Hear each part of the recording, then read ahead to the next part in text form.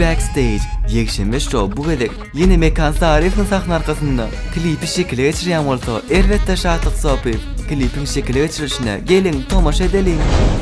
Yarım kara kaşın kıysan min deryaya, sevbe çeksen aşım bolsam sana saya. Nedim şol garayşım minnen alla gıyız huşum, duymadım aşk toruna sarayışım.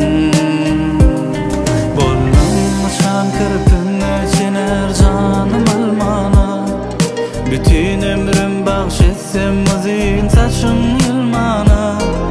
Sana dedim namane tayin sağı çalmana, yalvar yarın sana gel bana. Klipten sonra Mekan Sarif bilen gyzykly söhbetleşdik gurnadyk we şeýle sowaller berdik. Bir zat alaňyzda görnüşe seredýäňizmi ýa rahatlygyna? Alyan zatyňa bagylla da. Görnüşüne.